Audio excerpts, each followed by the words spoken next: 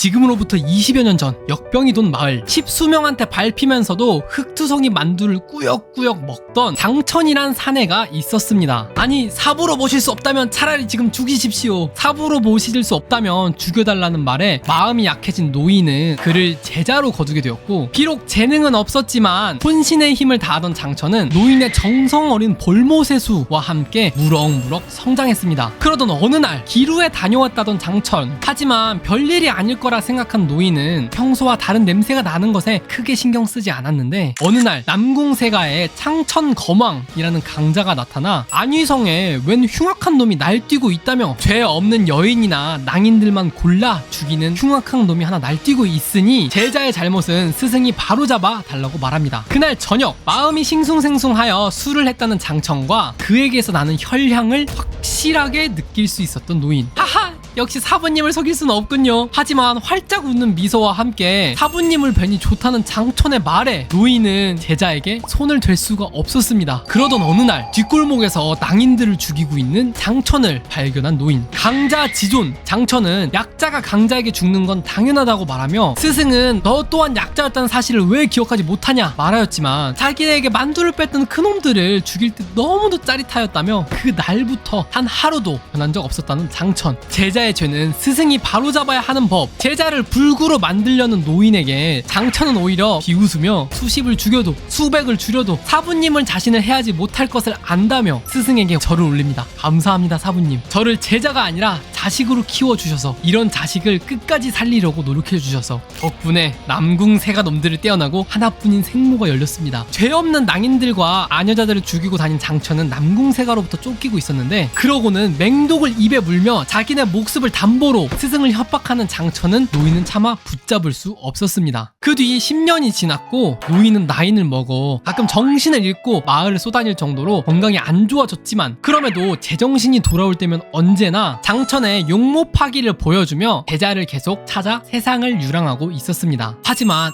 아무런 소득 없이 무심히 세월만 흐르고 있었는데, 그러던 어느 날 밥을 얻어먹은 한 마을에서 어린 나이에 높은 성취를 보이는 구 젊은 무리민들을 만났지만, 제자를 찾는 여정이 바쁘기에 발걸음을 돌려 마을을 떠나려던 그 순간 알 수 없는 기운을 느꼈고, 그 기운을 발산한 젊은 무리민을 취조하기 시작합니다. 취조하기 시작하자 시스템이라는 걸 쓰고 있다며 별 이상한 소리를 하는 그는 노인이 예전에 알고 지냈던 화양검 진백양의 손주되는 진태경이라는 놈이었는데, 근데 듣고 보니 이 천인공노할 자식이 자신의 조부 화양검 진백양을 죽였다는 게 아닙니까? 천륜을 거스리고 제 조부를 죽인 죄로 노인은 화염신장을 통해 그 젊은 무리민을 진심으로 죽이려 합니다. 투악 쾅.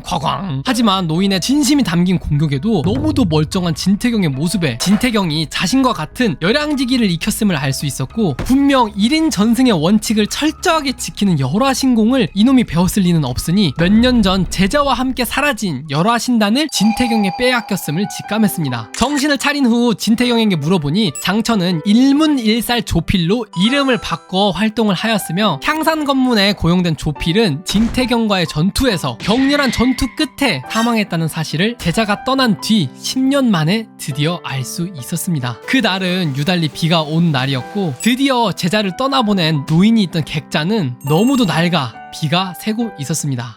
네, 여기까지가 로그인 무림의 가장 재밌다고 생각되는 화왕의 제자 에피소드를 노야의 시점에서 푼 내용이었거든요. 그래서 이제 요약을 해보자면요, 제목 로그인 무림, 카카오에서 연재 중인 로그인 무림, 이거 장르는 무협과 판타지가 혼합되어 있는 작품이라고 할 수 있겠고, 추천도는 3.5, 5.0 만점에 3.5. 무협이라는 장르를 좋아한다면 정말 명작으로 볼만한 현 무협 웹툰 1티어다. 플러스 웃긴 표정, 빡친 표정, 곤란한 표정, 슬픈 표정까지 이 표정 묘사가 진짜 말도 안 된다. 하지만 아쉬웠던 점은 초반 부분 그림체랑 초반 스토리가 진입장벽으로 현재 작용을 하고 있어서 재미없는 초반 부분만 보고 진입장벽이 있으신 것 같은데, 그래도 지금 카카오 페이지에서 무료업 이벤트 진행 중이니까 30화까지 무료니까 이 이벤트 참여하셔가지고 보면 진짜 좋을 것 같다. 그리고 상대적으로 현대 세계관이 좀 재미가 없다, 독자들 사이에서 평가가 많았었지만, 근데 현대 세계관에서 무협 세계관의 떡밥이 하나둘씩 풀리기 시작하면서 이게 이게 오히려 요새는 엄청나게 장점으로 작용하기 시작했다. 비슷한 작품들을 찾아봤는데 일단 바로 생각나는 건 역대급 영지 설계사를 생각해주면 딱 좋을 것 같다. 역대급 영지 설계사가 초반 부분이 별로 재미없다가 그 표정이 나오면서 작품 폼이 갑자기 엄청 오르면서 재밌어지는 것처럼 이 작품도 무협 세계관에서 이 스승 에피소드가 나오고 이 노야 에피소드가 나오면서 로고 인물이 너무 재밌어졌다. 그래서 역대급 영지 설계사 딱 생각하고 기대하고 보시면 진짜 재밌게 볼 수 있을 거다 하고, 작품 분위기로 가장 비슷한 걸 하나 뽑아보자면은 화상귀환이 그래도 가장 비슷한 것 같다. 항상 평소의 분위기 자체는 유쾌하게 통쾌하게 좀 사이다스럽게 계속 진행이 되면서 에피소드 한 번씩